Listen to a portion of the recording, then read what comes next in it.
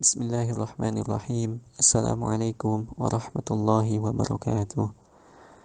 Alhamdulillahilladzi hadana lihadza wa ma kunna linahtadiya laula an hadanallah.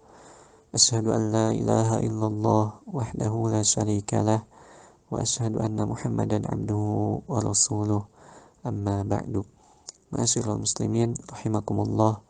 Kita lanjutkan materi kita tentang pembatal-pembatal puasa. Pembatal puasa yang ketujuh adalah haid. Kemudian pembatal puasa yang kedelapan nifas. Nifas yaitu darah yang keluar setelah seorang perempuan melahirkan. Ma'asyiral muslimin rahimakumullah. Jadi ketika seorang perempuan berpuasa kemudian datang haid atau nifas, maka puasanya batal. Puasanya tidak sah. Meskipun dia telah berpuasa mulai dari terbit fajar sampai sebelum berbuka, contohnya setengah jam sebelum berbuka keluar darah haid, maka puasanya menjadi batal. Hal ini seperti disebutkan oleh Syekh Mustafa Al-Bugha, berkata beliau, jika seorang wanita mendapati haid dan nifas, puasanya tidak sah. Jika ia mendapati haid atau nifas di satu waktu dari siang, puasanya batal dan ia wajib mengqadha puasa pada hari tersebut. Jadi seorang yang berpuasa meskipun dia berpuasa hampir seharian dan menjelang buka keluar darah haid, maka puasanya batal dan wajib baginya untuk mengqadha puasa tersebut di hari-hari yang lain. Kemudian selain haid dan nifas, pembatal puasa yang kesembilan yaitu gila dan pingsan pada keseluruhan hari, atau bisa kita katakan hilang akal. Hilang akal seperti yang telah disebutkan bahwa syarat seseorang wajib puasa itu adalah akil, berakal. Jadi kalau hilang akalnya maka dia tidak wajib berpuasa. Hilang akal dibagi menjadi beberapa bagian. Ada hilang akal karena gila atau bisa jadi karena mabuk dan pingsan atau bisa jadi tidur.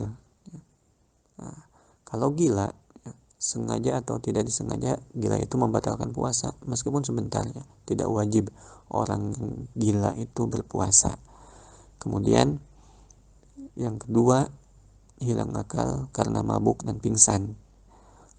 Maka jika mabuk dan pingsan ini disengaja, maka akan membatalkan puasa meskipun sebentar. Seperti seseorang sengaja mencium sesuatu yang bisa membuatnya pingsan, contohnya pukul 5 sore dia mencium sesuatu dengan sengaja yang akan membuatnya pingsan, maka ketika pingsan batallah puasanya. Kemudian yang kedua, bisa jadi pingsannya itu tidak disengaja. Maka orang yang pingsan karena tidak sengaja bisa jadi akan membatalkan puasa jika pingsannya itu terjadi seharian penuh. Contoh, ketika dia mau makan sahur pukul 3:30 subuh contohnya, kemudian dia jatuh pingsan, sadar-sadar malam harinya baru sadar, maka dia tidak mendapati waktu berpuasa. Maka dia ketika pingsan seharian penuh, maka puasanya batal, dia tidak mendapatkan waktu puasa. Tapi jika dia masih merasakan sadar, walau hanya sebentar di siang hari, maka puasanya tidak batal. Contoh, dia berpuasa kemudian pukul 7 pagi dia pingsan, tidak disengaja pingsannya. Pukul 7 pagi dia pingsan, tidak disengaja. Kemudian dia sadar-sadar sebelum berbuka pukul 5:30 sore, dia sadar dan masih mendapatkan waktu berpuasa, maka puasanya tidak batal kalau pingsan tapi masih mendapatkan waktu berpuasa. Atau yang ketiga, selain hilang akal karena gila, pingsan, ada juga yang tidur. Ya, kalau tidur, bagaimana orang yang tidur seharian? Apakah puasanya batal atau puasanya tetap sah?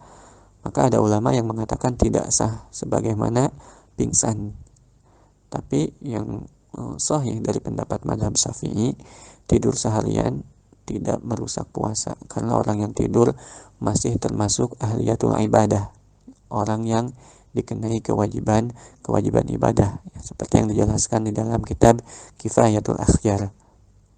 Jadi itu pembatal puasa yang ke-9, gila dan pingsan pada keseluruhan hari, ya. Jadi yang membatalkan puasa itu gila dan pingsan pada keseluruhan hari. Tapi kalau pingsannya masih mendapatkan waktu berpuasa, maka puasanya masih sah. Kalau pingsannya itu tidak disengaja. Kemudian yang terakhir, pembatal puasa yang terakhir yaitu murtad. Sebenarnya murtad ini sama ya seperti gila dan pingsan. Jadi sifat ini membuat puasa tidak sah. Kenapa? Karena orang yang dalam keadaan gila atau orang yang murtad, maka dia tidak dikenai kewajiban beribadah, bukan termasuk ahliyatul ibadah, orang yang dikenai kewajiban ibadah, ya.